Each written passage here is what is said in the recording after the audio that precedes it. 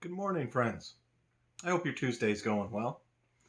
Today, as we continue our journey through the poetry of the Bible, we're coming to number 2.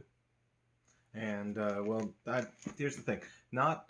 There's a lot of little texts that may or may not be poetry. Poetry and scripture in Hebrew isn't necessarily the same thing as English poetry at all. And so sometimes there's slight parallelisms in the Bible that leave us wondering, is it poetry or is it just prose that has a parallelism in it? But we're commentators and myself, I'm pretty sure that this one right here is poetry. So this is the one that we're going to look at next. And it takes us forward a few chapters. Remember the last one that we looked at, interestingly dealt with, it was a poem by a man named Lamech, who sang to his wives about how he had killed a man who had attacked him. And so we find ourselves now jumping forward to reflect many chapters later, 5 chapters later, in chapter 9, as God speaks to Noah after the flood. And now the poem that we're going to find in this one is just a nugget in verse 6. But the context of it, this nugget has a great deal of meaning in it, and there's a lot of reason for it being there. So we've also moved forward in the history of Scripture itself, the story that Moses is telling us of how God reveals himself to history.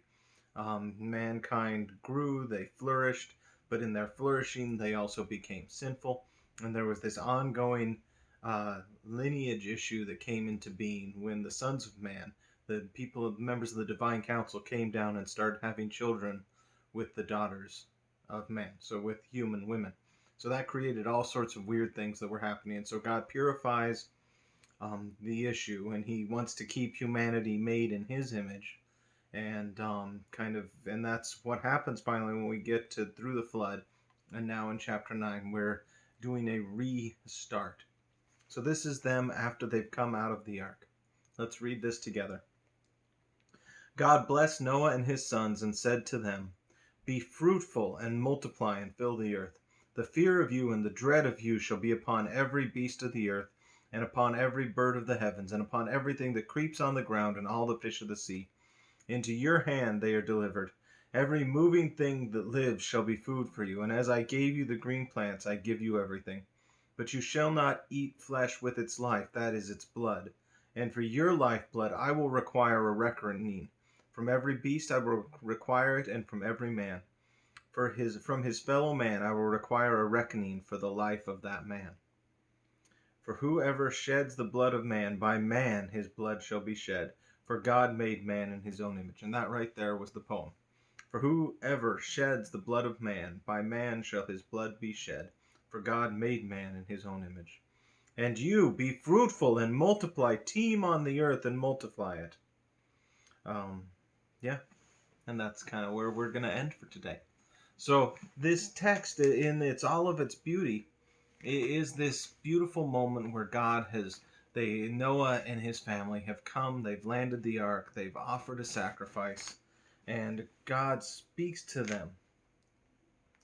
And he promises them just before this in chapter 8 that he'll never curse the ground because of man, for the intent of man's heart is evil. Never will I strike down every living thing as I has done. While the earth remains, seed time, harvest, cold and heat, summer and winter, day and night shall not cease. So God says, I'll withhold these judgments. And now, he says, and this is your role. And the role that he gives to Noah and his children and to all of the animals with him is a role of propagation, a role of being fruitful and multiplying, of going out and spreading across the earth and taming the earth, to continue that role of stewardship that Adam and Eve had, to care for the earth and to make it a fruitful and beautiful place.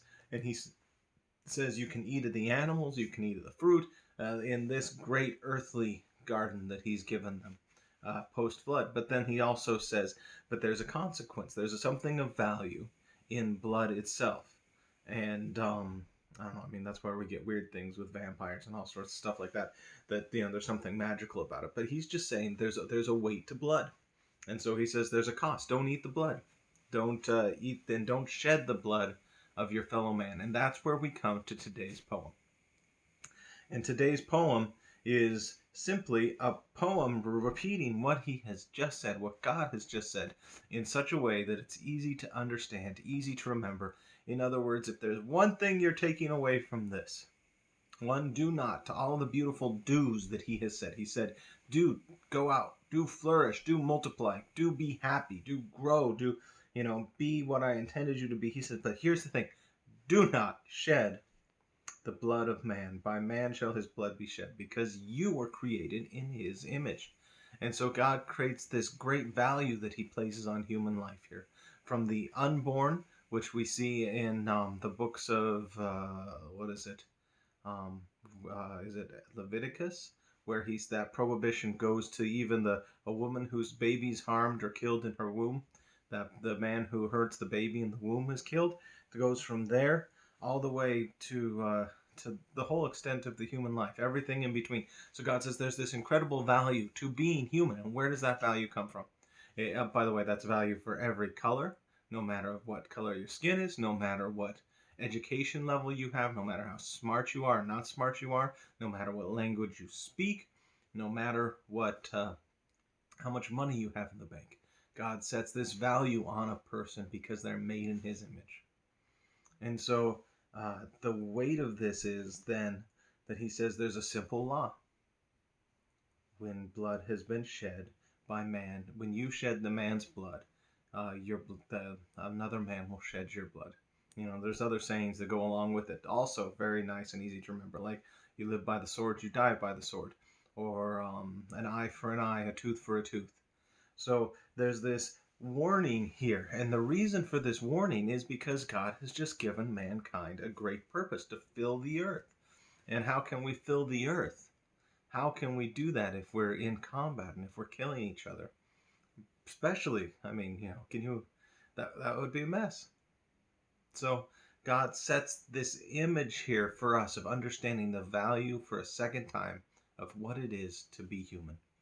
Our value is that we have been created in God's image, and we are precious. Every single one of us, male or female, we are precious in his eyes.